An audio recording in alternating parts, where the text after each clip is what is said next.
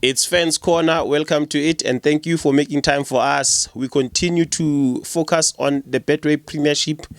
There's a game between Kaizer Chiefs and Marumo Gallants that took place on Wednesday night. We could not do the post-match reaction video immediately after the game due to some competing priorities and the fact that we uploaded the Mamelodi Sundowns versus Golden Arrows video a bit late. The editing of that video took some time, so unfortunately we could not then talk about the Kaizer Chiefs game immediately and do a video.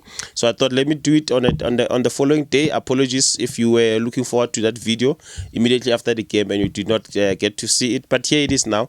We really appreciate your patience and your support. If you haven't done so already, please make sure you check us out on Facebook. It's Fans Corner.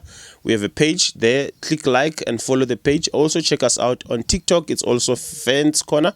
And also the most important one is to subscribe to our channel here on YouTube. It's Off Air Podcasts. Off Air Podcasts. I know the names can be a little bit tricky because on YouTube we fall under what is called Off Air Podcasts. We're just one of the other podcasts there. Now let's get into the game. The game itself, I think I'll talk about the starting 11. I looked at the starting 11 and I thought, let me not criticize or comment. I don't know what the plan of the coach is, but we started with 5 defenders. As you saw, we have both our left backs involved in the game in the starting 11. Pasika Mako together with Bradley Cross. I did not see that one coming, so we started the game with 5 defenders. I'm pretty sure it's because of the goals that we considered against Kukuna United may have led to these changes, which then saw us starting with 5 at the back. Yes, it was not always 5 at the back. It was 5 at the back when we were defending, but when we were going forward, Pasika Mako would be more on the advanced position, assisting in the midfield, and sometimes also on the left wing, allowing Sirinho to drift in to be more on the number 10 position. Yeah, well, as to whether it worked or did not work, the results are saying it did not work, because clearly we could not win the game. We drew the game by, I'm saying we because I'm a Kaizer Chiefs fan. I know there are those of you who, I always say I'm neutral, but when it comes to Kaizer Chiefs, I'm not so neutral. I'm a Kaizer Chiefs fan. But I was not happy with the results, because I think it's a game, based on the first half, it's a game that we could have buried in the first half. We had enough chances in the first half. We had enough position. We had enough of the ball in the first half to kill the game. We even got a dubious penalty, which we should have capitalized on. Sirinho, okay, it's a save. We can't say he missed, but yeah, he did not score. Okay, Washington Arubi proving stronger than Sirinho in that manner. But I think, I don't know whether to call it a poor penalty, or should we call it a great save from the goalkeeper? You decide on that. But I was not happy. I don't know at Kaizer Chiefs whether do we have a lethal penalty taker, because I think we've missed a number of penalties now. Even in the preseason, I think the game that we played against, what was that African team? Was it Asante? Yeah, but yeah, we lost because of not being able to convert our penalty. There was another penalty that we missed somewhere, I think, if I'm not mistaken. You'll remind me.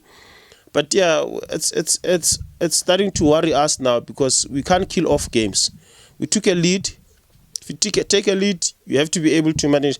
The tricky thing about taking a lead early on, because the goal was scored early, right? The goal was scored in the 39th minute by Kanyisa Mayo, and it's a good thing that we have our striker, a newly signed striker, hitting the ground running in his first game, scoring a goal. It can only go. It can only boost his confidence. It's a good thing. Even with Flavio da Silva said the same thing, that he did hit the ground running, because on his first game where he started, he actually scored. So in terms of the confidence of our strikers, I don't think we are lacking in that regard. It's just we now need to make sure that we are consistent in terms of playing them and making sure that we supply them with those goal scoring opportunities. We create enough goal scoring opportunities. Otherwise, the Kaizer Chiefs line up, the way it was a little bit chaotic. I don't know. We can't really tell what was our plan. Yes, we wanted to defend in numbers and also attack in numbers. I get that, but it's not what we saw at the end of the day. The game it was uninspiring, man. First half, yes, we created some chances and we felt like we could win this game. And then when you miss the penalty, you start worrying that if these guys come back, we're going to regret missing that penalty. And it happened exactly that way. In the second half, the stats are suggesting that we had the ball position, but we were playing nonsense. Let's be honest. We were going nowhere very fast. We still don't see a team that is playing as a unit. We still see a team that plays in fractures, and it has patches of good play here and there, and we don't have a consistent performance throughout one game. Just one game. We are not consistent for the whole 90 minutes. Yes, we might have a half or a quarter of the game where we look so good, but at the end of the day, we can't keep it up for the entire 90 minutes. And that is also evident in the way we are performing over games, game after game. We're also not consistent. I spoke about consistency in the Sundowns game, but about Sundowns, I said they are not consistent. That for them, it's more about the results, but they play the same way throughout the game. They know where their problem is. With us, we don't really know where our problem is, because even now, we are going back to last season. This is the same technical team that was there last season. Yes, the head coach is not there now. We don't know what's happening, but we still don't know what is our starting 11, and that is important. I know that people are going to say no, but a team that big that has so many players, you shouldn't have one starting 11. Actually, I bet to differ. I think a team should have the best starting 11 that they know. When we start with this, we are going for the kill. Okay, when you want to confuse your opponents, you come up with a new starting 11. Then your opponents will be confused because they are used to that one starting 11 that you've trusted so much. So now you can't even confuse teams. Teams are just going there expecting anything. They're not necessarily confused, because our starting 11 can be anything. They know.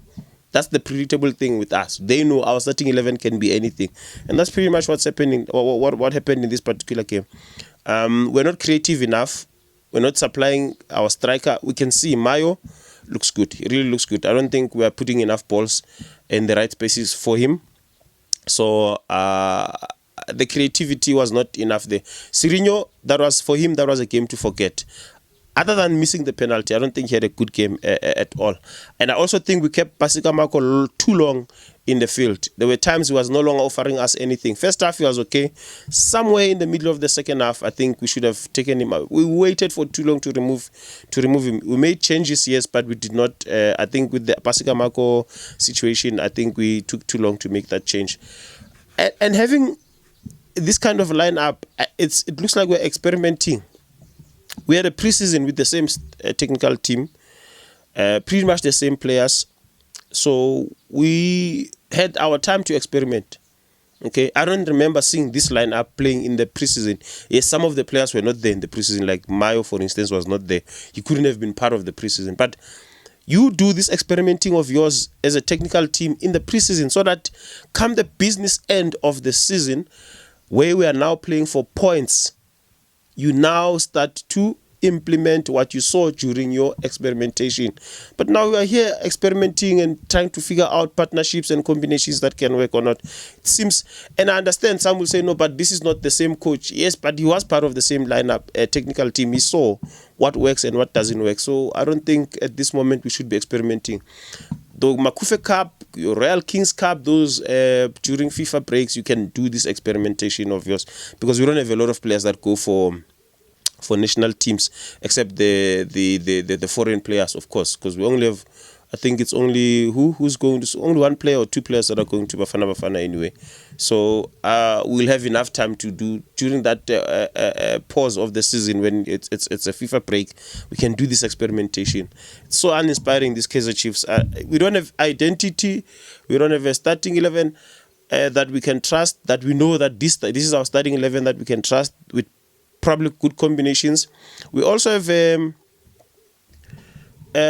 challenge, a coach problem, because we don't really know what's happening yet. Kaizer Chiefs are telling us stories. We don't know whether is Nabi really going, is he gone.